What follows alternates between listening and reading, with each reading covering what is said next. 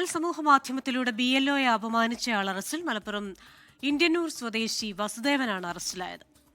പ്രതിയുടെ phone police കോടതിയിൽ ഹാജരാക്കി. സമീർ ബിൻ കരീം വിവരങ്ങൾ വച്ചിരുന്നു. സമീർ, BLOമാർക്കെതിരെയുള്ള എന്താണ് ഈ പറഞ്ഞ ആക്രോശങ്ങൾ? നേരത്തെ ഒരു 9 മണിക്ക് വീട്ടിലെത്തിയപ്പോൾ ഇടുക്കിയിൽ ഒരു വീട്ടിൽ പോയപ്പോൾ അവർ പറഞ്ഞ കാര്യങ്ങളൊക്കെ നമ്മൾ കേൾക്കുന്നുണ്ട്. ഇതെന്താണ് സംഭവം? ഇതിൽ എന്താകും തുടർ നടപടി? സമീർ. ഹാഷ്മി, ഇന്ന് രാവിലെയാണ് കോട്ടക്കൽ പോലീസ് ഇന്ത്യന്നൂർ സ്വദേശിയായ വാസുദേവനെ അറസ്റ്റ് ചെയ്തിരിക്കുന്നത്.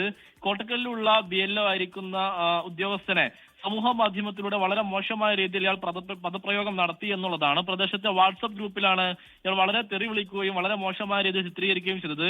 ഇത് ചൂണ്ടിക്കാണിച്ചുകൊണ്ടാണ് ഈ BLO കോട്ടക്കൽ പോലീസിനെ പരാതിയുമായി സമീപിച്ചത്. പരാതിയിൽ ഈ വാസുദേവനെ നിലവിൽ പോലീസ് അറസ്റ്റ് ചെയ്ത് സ്റ്റേഷൻ ജാമ്യത്തിൽ വിട്ടിരിക്കുകയാണ്.